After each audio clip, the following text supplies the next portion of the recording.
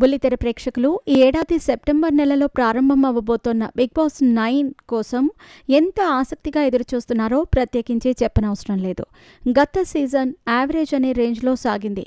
రచ్చ చేయాల్సిన సందర్భాలు కంటెస్టెంట్స్ ఎన్నో కల్పించారు, కానీ హోస్ట్ నాగార్జున వాటిని చాలా సాఫ్ట్గా డీల్ చేయటంతో పస లేకుండా పోయింది. దీంతో ఆడియన్స్ అత్యధిక శాతం మంది బిగ్ బాస్ని చూడటం మానేశారు. గత సీజన్ కేవలం యావరేజ్ రేంజ్కి మిగిలిపోవటానికి కారణం నాగార్జున హోస్టింగ్ అనటంలో ఎలాంటి సందేహమూ లేదు. ఇకపోతే తెలుగు బిగ్ బాస్ హిస్టరీలో ఎన్నడూ లేని విధంగా పాత సీజన్స్కి సంబంధించిన కంటెస్టెంట్స్ని తీసుకొచ్చిన సంగతి తెలిసిందే. సీజన్ 7 కంటెస్టెంట్ గౌతమ్ టాప్ 2 వరకు కూడా వచ్చాడు. ఈ సీజన్లో కూడా అలా పాత కంటెస్టెంట్స్ బిగ్ బాస్ హౌస్లోకి పంపబోతున్నట్టు లేటెస్ట్గా వినిపిస్తున్న సమాచారం. ఇంతకీ ఆ పాత కంటెస్టెంట్స్ ఎవరెవరు ఉండబోతున్నారో ఒకసారి చూద్దాం. సీజన్ 6లో టాప్ 6 వరకు శ్రీ సత్య బిగ్ బాస్ 9లో ఒక పాత కంటెస్టెంట్గా అడుగు పెట్టబోతోంది. ఈమె ఒకప్పుడు సీరియల్స్లో విలన్ క్యారెక్టర్స్ చేస్తూ ఫుల్ బిజీగా ఉండేది. అలాంటి సమయంలోనే ఆమెకు బిగ్ బాస్ 6లో అవకాశం వచ్చింది. బాగా ఆడింది కూడా.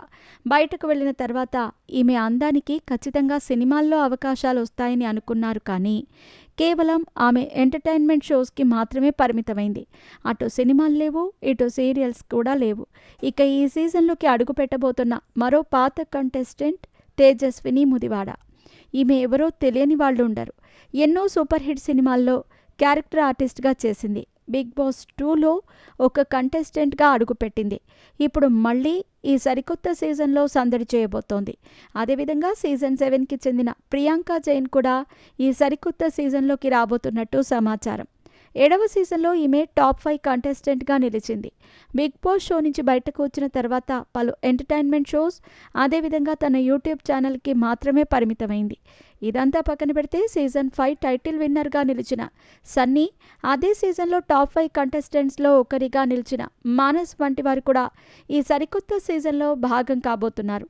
వీళ్లంతా గ్రాండ్ లాంచ్ ఎపిసోడ్ ద్వారా హౌస్లోకి వెళతారట. ఈ సీజన్లో వైల్డ్ కార్డ్స్ ఉండకపోవచ్చు.